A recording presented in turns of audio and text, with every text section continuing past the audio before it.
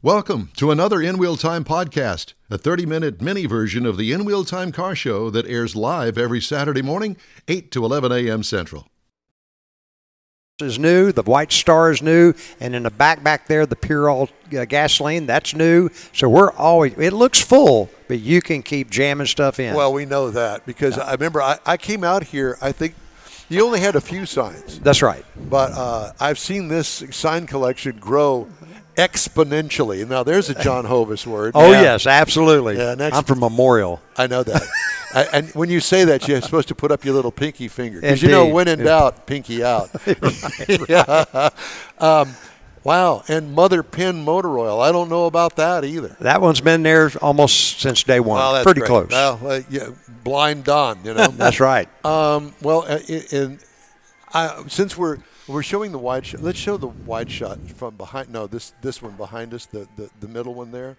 Yeah. So this thing that people are looking at if they're watching us, it's this thing behind us here, and I always find that story fascinating, and I hope that you'll share that with us, John. Okay. Tell us about the sign and how you got it. Okay, so that sign came off of Rustler Chevrolet in Cape Girardeau, Missouri. It was a double-sided sign on top of a Chevrolet dealership. Mm-hmm. That's Rusty the Rustler, and their slogan was I can't remember the slogan now. Welcome to my world, buddy. Yeah, I can't think of the name. But anyway, a cool sign. They had to pay Looney Tunes or Warner Bros. I think Looney Tunes a fee to use Porky the Pig. Is that Porky? Oh. That's Porky. Boy, he's been on a diet on that one. Yeah, he has. So they neoned him up as a rootin' tootin' cowboy. It was originally a neoned porcelain sign. We added the gunshot blast to animate it. Perfect. And it just happened to fit in that area like we'd framed it. Almost perfect fit. Well, that's been here from the beginning. Day one. Yeah. That was the first sign we ever put up. Well, I'll tell you what, because that is the signature, for me, yes. the signature sign, and it speaks volumes about who you are. Well, maybe our generation. Yes, that's right, it does. And it's kind of an iconic sign now for Hemi Hideout, like the bull in the Astrodome is an iconic sign. Right. Yep. But if you grew up in the southeast corner of Missouri in the 1950s and 60s, you recognize that sign. That was a huge thing on top of the dealership. So, well, there used to be, what was the name of the car dealership down on the Gulf Freeway here locally? Sam the Rocket Man Oldsmobile, and they had the big rocket ship out front of the Oldsmobile dealership. That was cool. Wasn't it? And that was Sam the Rocket Man. Yeah, we had some great neon signs, and this is what we're trying to capture here. The 1950s or 60s, the heyday of neon when I was younger, or a boy really, and then the 60s was really the tail end, and now it continues. The neon signs are electrically inefficient. We're burning probably 1,100 amps of power right now as we sit. And, of course, LEDs taking over, but nothing has a look like neon. That's right. So, and just for all of you tree huggers out there, let's tell everybody that you kind of got your own. You got your own air conditioning system. You're kind of on your own. Your own grid. Yeah. Your own. Yeah. Little bit. A little bit. Yeah. So still got a pretty ferocious electric bill with all these signs on, but we are geothermal air conditioned, so that helps. Yeah. Well, especially when it's 108 degrees outside. That's right. Not that today, but yeah, that's right. Exactly. Well, has the car collection grown at all? Nope. No, it's actually shrunk, and it'll continue to shrink a little bit as time goes. So what's that about, and what cars have you gotten rid of? Well, all the guys that love the 55, 56, 57 Chevrolets and the Thunderbirds and all that stuff, those guys have gotten older, and they've sold their cars that they loved when they were kids, and now the prices of those have come way down. So if I sit on this late 60s, early 70s stuff too long, what I think is cool, the next generation think, it's nice, but, Yeah. So there's a time to buy and time to sell. And there's a lot of truth to that. We talked to our buddy Woody with Auto Appraisal Network last week, I think it was, or maybe the week before. A week or so. And that generational change you're talking about, this older group, Yep. the younger kids aren't interested in it. That's so true. They're selling them off, and there's nobody there to buy them. Well, I think, John, that the writing's on the wall. I think what you need to do is you need to go to all the Rice Rockets. Bring those all in here. Well, I might do that. Well, I'm still stuck on Triumphs. I saw them. Triumphs and BSA. There's one of them I'd like to have over there if you decide you want to get out of that business. Yeah, okay. But, things that were fun for me, trying to hang on to the good old days is what this is all about. And I tell everybody I've purchased the ability to look after this stuff for a little window, and then it'll go on to somebody else. My wife really doesn't care about it, or my kids don't really care about it, so it'll go on to somebody else one day, and it'll be what it'll be. But in the meantime, we're going to have our fun while we can do that.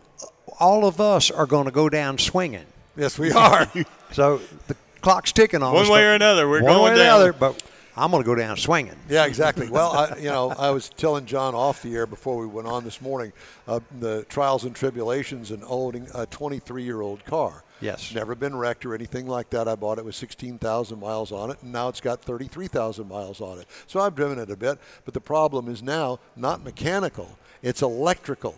I've got more electrical issues with the Corvette than you can imagine because the stuff is, hung up. The latest thing that I've discovered is the telescoping steering wheel. It doesn't work anymore. So how do you fix that? Take the steering wheel off and get down inside the steering column. Guess what? It's got an airbag in front of it. You think I'm going to mess with that? No. Oh, heck no. I'd like to be there when you do. Yeah, I know you would. Yeah, so you could put set up a camera about 20 feet away. so you can put the two wires together and go boom, boom. Yeah, I know you. So the car collection. So what have you sold out of the car collection? Well, I had a 66 Cornet Hemi. I sold that. I had a 1971 triple black Cuda that was a 383 car. I sold that. There's been 2 or 3, Don, but not a whole lot. And do you still have any in the auxiliary barn back in the back? I have Diane's Packard convertible. It's really a cool car, 56 convertible, and a 2-door Suburban. You don't see many of those. No. Wow. They're rare. My gosh, what is that from the 50s? 60, 66 model. Really? In the early days of the Suburban, they were 3-door, remember? Right, Yes. yeah. And you see those, but 2 doors are rare. So to get into the back, you had to fold up the passenger seat and everybody climb in. It's really kind of a weird setup, but you don't see 2-door Suburbans. Would you like to buy one? No, I'm good right now. Well, I tell you what, next time we need to replace the in-wheel time truck, that might hook us up there. It's cool. It's beautiful, too. Yeah. I don't want to know how much you want for it, though. You don't worry about it. No, I won't because I can't afford it anyway. All right, so in the Hemi Hideout, you also have a 1950s style diner. Yes. Did you steal that idea from an actual diner from the 50s? I can't say we stole it from a specific one, but we caught the flavor. And Shelley Gates, the young lady that did interior design here, she bought all the fabrics and materials and had the carpenters build it. So it has the look of a 1950s diner. It's not officially an old one. Didn't you tell me, though, that that wasn't in the original plans of the Hideout? Did I hear Things that? just evolved. Yeah, I don't think we had plans to put that in. It just happened. Yeah. And Bill Seitz, our friend, he had a lot of input on all this. It was 4 people that put heart and soul this initially, and then now as many as 30 people that put sweat equity into what we've done here. We all have ownership in this, but Bill and Shelley would have been the ones that started. We even have it. ownership in this, too. You do indeed. We've Yeah. been friends a long time. You guys have been a big part of it. Thank you. Yeah, thank you. We enjoy coming out here and doing these broadcasts. It's always an experience and a learning experience, to say the least. Texas Pacific Gasoline. I see one of those signs over there. Yes. And Texas Pacific, I don't believe that I've ever heard of that, but it does have the one thing that I do recognize, and that is the old Ethel gasoline logo insignia in the one that's on the floor back there. Yeah. And you don't see that anymore either. No, and Texas Pacific was a railroad that was based out of Fort Worth, and they went from Texas to the West Coast.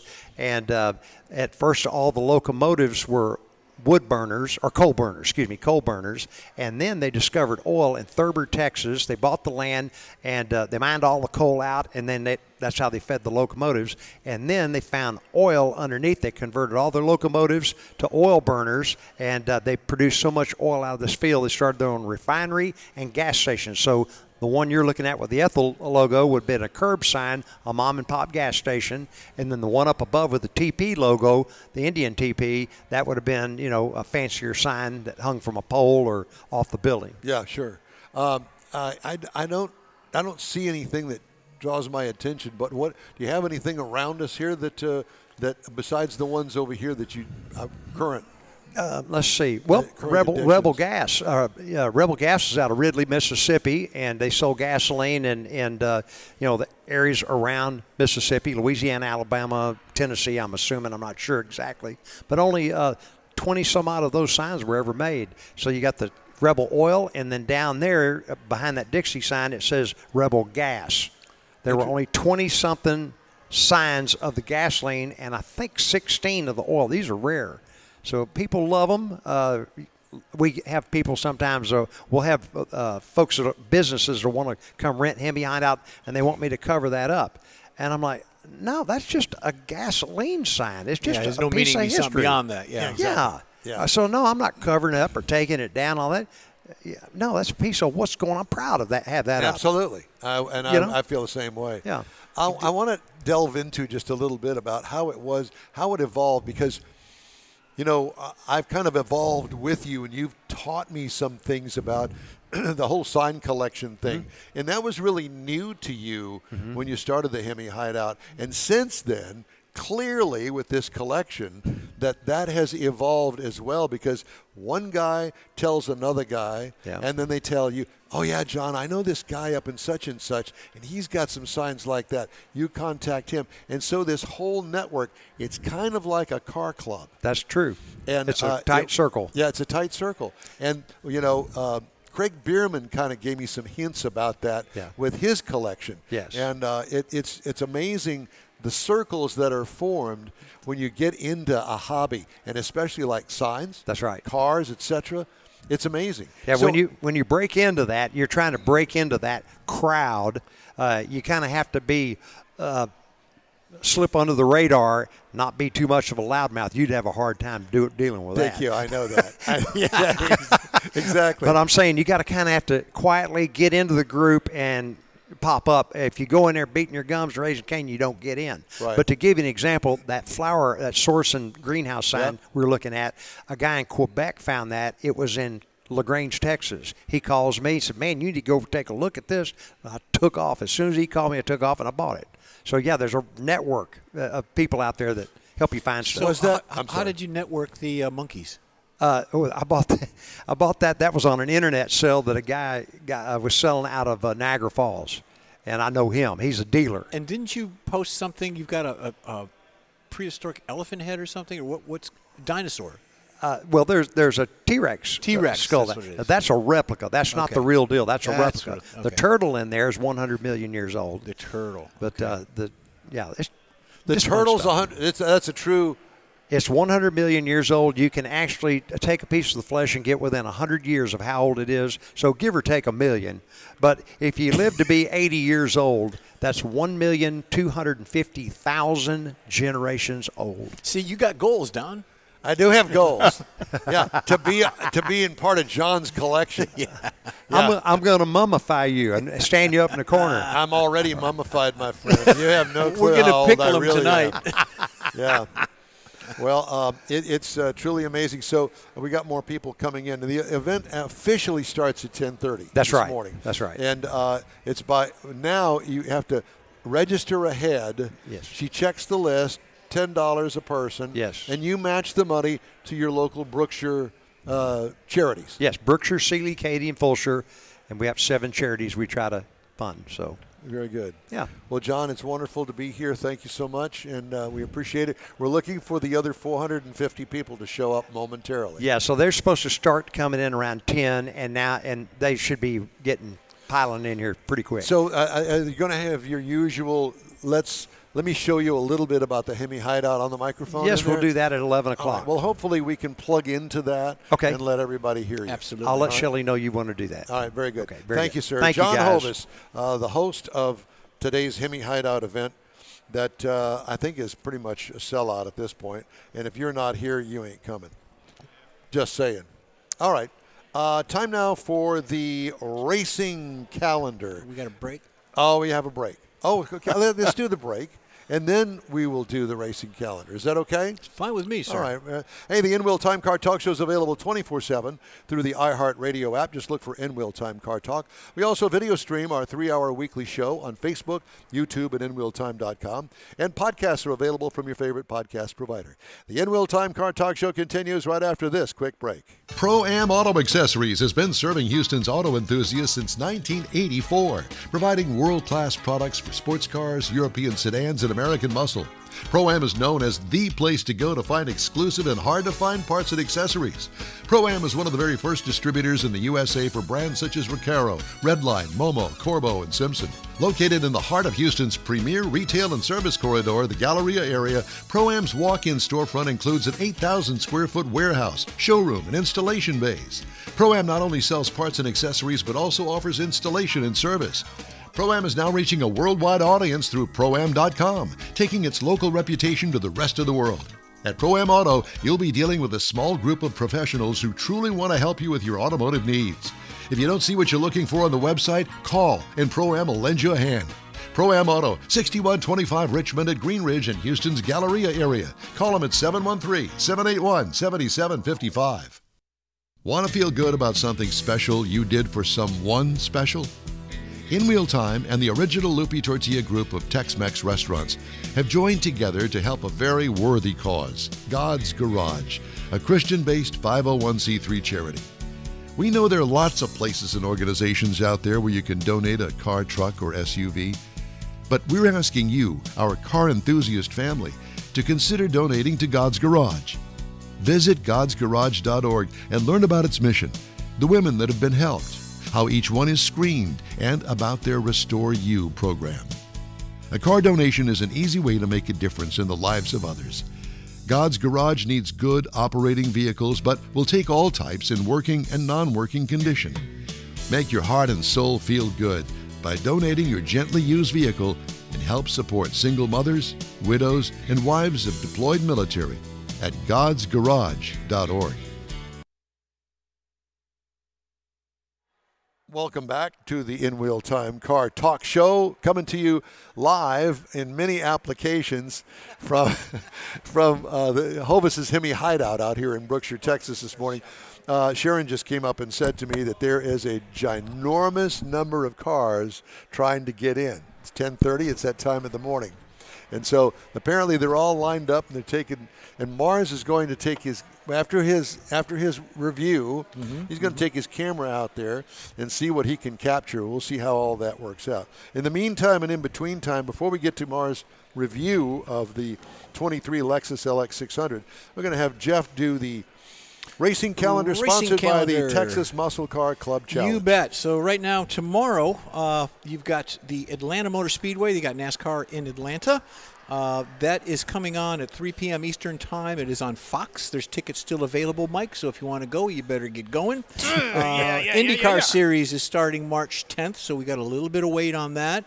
Formula One is in Bahrain right now, where this past week they've been doing some testing, and of course they've got another. That's your favorite. They've got manhole covers again. They're hitting the manhole covers, and they're destroying cars and getting things of that nature. Why don't they tack weld those things down? It's Bahrain. I don't know. It's has something to do with it. They're lucky they have And then toilets March 9th, over there. you've got Pep Boys coming up with the NHRA. And again, back to the racing, you've got Cup practice going on right now on FS1. 10:30 this morning it starts. I refuse to buy FS1. Okay. And then you've got the truck race today at 1 p.m. on FS1. And then you also have the Xfinity race today at 4 o'clock. That's also on FX1. Tickets are available, so when you leave here, get going. Guess what? I am not. I refuse to pay more money for television. I'm not doing it. If it's not on my Roku streaming, which ABC 13 is on there, or it's not on regular broadcast television, it ain't happening, brother. Yeah. I'm sorry. Gotcha. It's not going to happen. Lots of money. Yeah, no kidding. All right. Time now for this hour's car review. Mr. Mars had a chance to dive, not the 24, but the 23 Lexus LX600 F Sport. Go, Mike. I just made, yes. So this is the 4th generation of the LX series. This came out in 2022, so they've been kind of doing some updates since then. Is this the one with the weird back door? The way you have to open it to the side? No. They fixed that. Yeah. All right. So it comes in 5 trim levels. You got the LX, which is actually a 5-passenger model. Comes in premium, F-Sport handling, luxury. Those are 7-passenger, and then you get to the ultra luxury, top of the line, very top of the line. It's actually a 4-passenger vehicle because it's got no third row, and it's 2 bucket seats in the second row. So we were driving the F-Sport LX600 F-Sport package, and so we had the 7-passenger model. So we had the 3 rows. That has the large grille up front, LED lighting it's all around. Got the power moonroof inside of it. Got a power rear lift gate, roof rails. Roll on some really nice 22-inch F-Sport wheels that are strictly for the F-Sport models. And it has the active height control, so you can raise it and lower it, making it a little bit easier to get in and out of the vehicle. Typically, it shows going off-road a little bit. Yeah, you can. Don't get too far and don't get too crazy on it, but you can raise the car up to do that. Inside, we have the leather seating. Do you know anybody that has ever done that? I don't know anybody with a luxury SUV to go off-roading. Unless they're running from the police, well, like John Hovis I can think does. some dirt roads. There's a few places out west Texas. I would go down in some dirt roads that might, when it rained. Yeah, I could see it maybe. If I had 100,000 acres, I could do that, yeah. Okay. All right. Well, you just continue being you. Yeah. Don't go changing. So the front seats are heated and ventilated, and the second row seats are actually heated and ventilated on the 2 outboard positions. And the third row is a power folding rear seat that'll drop down and make it a little bit easier to put cargo and stuff in the back of it. It's got a 12.3-inch touchscreen display right up front. It's also got a large heads-up display for the driver. Got lots of information in it. Works really well even in the daylight. An interesting note, it is a luxury vehicle, so naturally you've got a little refrigerator in the center console that you can keep your beverages cool. Sure. Uh-huh.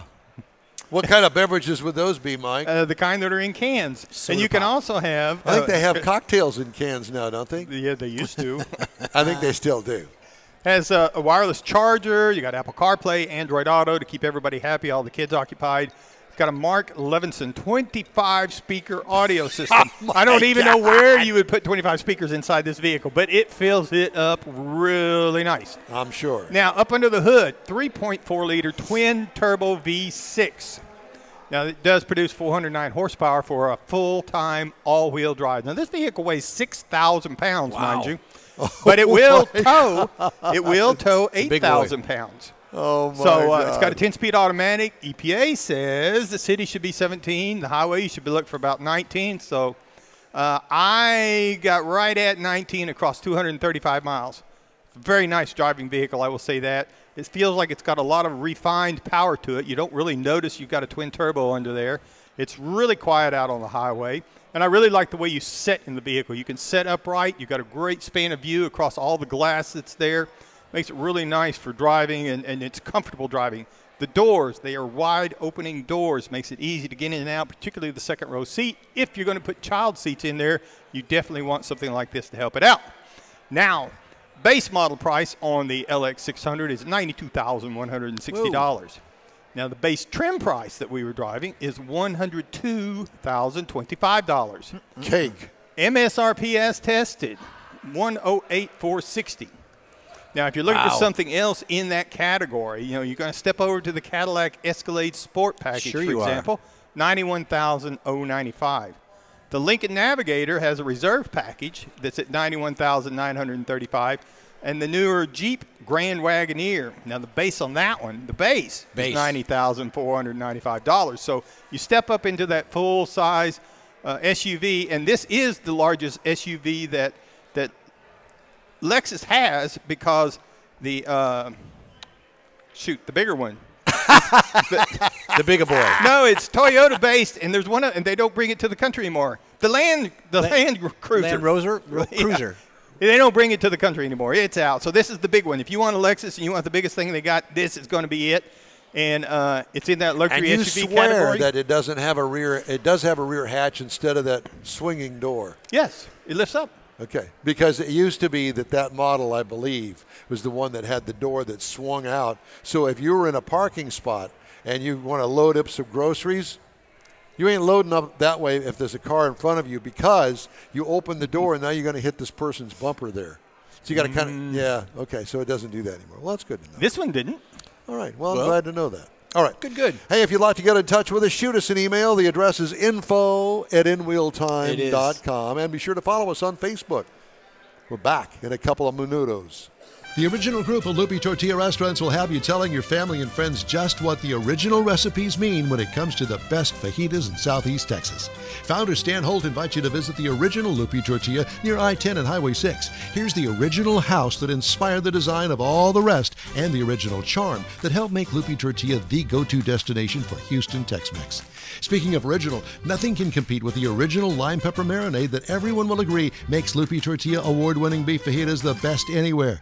Lupi Tortilla Katy is another location that gives you the same quality and service Houstonians have come to expect at Lupi's. It's located just off I-10 and the Grand Parkway at Kingsland Boulevard in Katy. Find yourself in Aggie Land? Head to the Lupi Tortilla in College Station, located just around the corner from Kyle Field. It's a great place to enjoy those famous frozen margaritas before or after the game. Headed east to Louisiana, stop in at the Lupi Tortilla in Beaumont. It too's on I-10. You can't miss it. The original group of Lupi Tortilla restaurants invites you in for the best Tex-Mex anywhere. You own a car you love. Well, why not let Gulf Coast Auto Shield protect it? Houstonian John Gray invites you to his state-of-the-art facility to introduce you to his specialist team of auto enthusiasts. We promise you'll be impressed. Whether you're looking to massage your original paint to a like-new appearance, apply a ceramic coating, install a paint protection film, nano-ceramic window tint, or new windshield protection called ExoShield, Gulf Coast Auto Shield is where Houston's car people go. Curbed your wheels? Instead of buying new, why not have them repaired? How about a professionally installed radar detector? Gulf Coast Auto Shield does that too. Get a peek inside the shop and look at the services offered by getting online and heading to gcautoshield.com. Better yet, stop by their facility at 11275 South Sam Houston Tollway, just south of the Southwest Freeway, and get a personal tour. Gulf Coast Auto Shield is your place to go for all things exterior. Call them today, 832-930-5655 or gcautoshield.com. That's it for this podcast episode of the In Wheel Time Car Show. I'm Don Armstrong, inviting you to join us for our live show every Saturday morning, 8 to 11 a.m. Central on Facebook, YouTube, Twitch, and our InWheelTime.com website. Podcasts are available on Apple Podcasts, Spotify, Stitcher, iHeart Podcast, Podcast Addict, TuneIn, Pandora, and Amazon Music. Keep listening, and we'll see you soon.